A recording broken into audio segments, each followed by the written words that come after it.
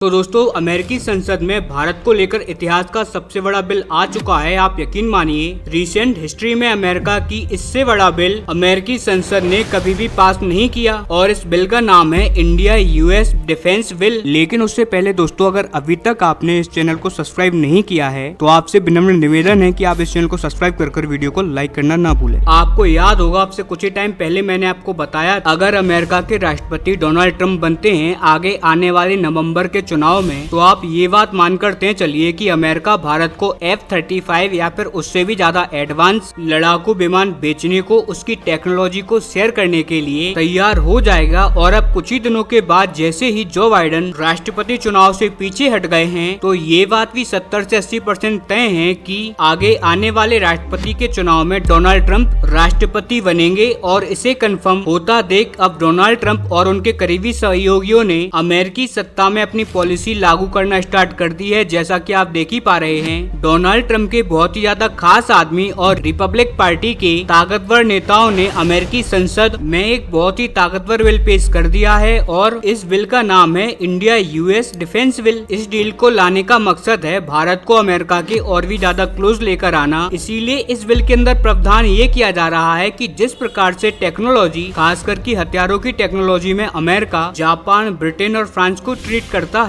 ठीक उसी तरह भारत को भी ट्रीट करे और अपनी जितनी भी एलिट टेक्नोलॉजी है, जैसे कि इंजन की टेक्नोलॉजी, लड़ाकू विमान जो कि अमेरिका सिर्फ अपने एलाइज कंट्री को बेचता है, जैसे कि F-35 हो गया, या फिर अमेरिका के जो बम बरसक विमान हैं, ये भारत को बेचने की मंजूरी मिल जाए। स्पेशली F-35 के ऊपर बहुत ही ज्यादा जोर दिया जा रहा है कि F-35 का अप्रूवल दिया जाए भारत को सेल करने के लिए, भारत इसे लेना चाहे तो। और इसके पीछे मार्को रूबियो और रिपब्लिक पार्टी ने तर्क ये दिया है कि इस बिल को पास करने के बाद अमेरिका के जो बढ़ते हुए खतरे हैं, जैसे कि चाइना, अगर हमें उससे ट्रीट करना है तो हमको भारत को भी ऐसे ही ट्रीट करना होगा कि हम अपने सबसे करीबी सहयोगी जैसे कि ब्रिटेन को ट्रीट करते आए हैं। क्योंकि अगर हमने ऐसा नहीं किया तो भारत रूस की और भी ज्यादा क्लोज जाएगा। और वह सबसे एक महीना पहले ही अमेरिका ये सब देख भी चुका है कि लास्ट 3 सालों में जैसे जो बाइडेन ने भारत के साथ ट्रीट किया है, यानी कि भारत को ज्यादा इम्पोर्टेंस नहीं दी गई और भारत के साथ कोई भी डिफेंस डील भी नहीं हुई, तो भारत एक बार फिर से रूस के ज्यादा क्लोज जाते हुए दिखा। रूस के साथ काफी ज्यादा व्यापार किया, बहुत सारी डील्स हुई, जिससे कि भारत और अमेरिका के संबंधों को बहुत ही नुकसान पहुंचा है। भारत अब अमेरिका पर उतना भरोसा नहीं कर रहा है। इसी भरोसे को एक बार दोबारा से लागू करने का काम करेगा ये डिफेंस बिल। लेकिन F-35 की जितनी चर्चा हो रही है, उससे 10 गुना ज्यादा चर्चा होनी चाहिए डिफेंस टेक्नोलॉजी की। दरअसल आप जानते ही हैं कि अब से कुछ टाइम में हमने देखा ही है कि भारत की डिफेंस इंडस्ट्री और भारत के पुराने हथियार किस तरीके से जूझ रहे हैं। हमें इन पुराने हथियारों को रिप्लेस करना है, लेकिन हम ये भी चाहते हैं कि जितने हथियार हम सेना से हटाएं, उसमें से 80 to 90% मेड इन इंडिया हों, जो कि भारतीय कंपनियों के द्वारा या फिर भारत में ही बने हों। और इसके लिए हमें चाहिए ज्यादा से ज्यादा टेक्नोलॉजी। और जैसा कि हम देख ही रहे हैं पिछले कुछ टाइम से कि हम जितने भी अपने खुद के प्रोजेक्ट स्टार्ट किए हैं, फिर चाहे वो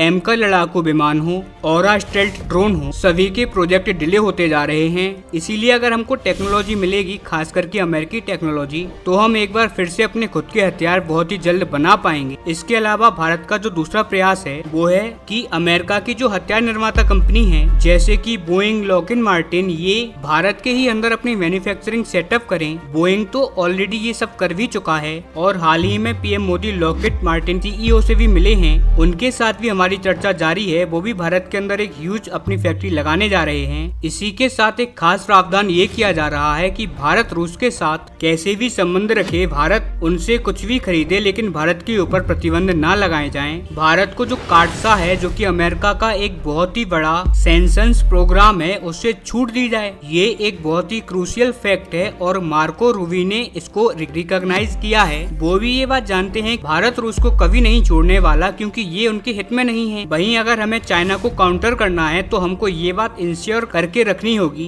कि रूस कभी भी पूरी तरीके से चीन के पाले में ना चला जाए, क्योंकि भारत रूस और चाइना को अलग रखने की एक चाबी की तरह है, जो कि कभी भी इनको एक नहीं होने दे सकती। इसीलिए हमें भारत को ये छूट देनी चाहिए कि भारत कभी भी रूस के साथ कोई भी डील करेगा तो उस पर कोई क्वेश्चन ना किया जाए। और इसीलिए ये बिल हर तरीके से भारत के फेवर में है। और अगर ये पास होता है, जिसके की बहुत ज्यादा हाई चांसेस भी हैं, तो ऐसे में ये भारत के लिए बहुत ही ज्यादा ऐतिहासिक और बहुत बड़ी जीत के तौर पर देखा जाएगा, जो कि भारत को हर लिहाज से फायदा पहुंचाएगा। हालांकि आपका इसके ऊपर जो भी ओपिनियन हो हमें जरूर बताएं कमेंट।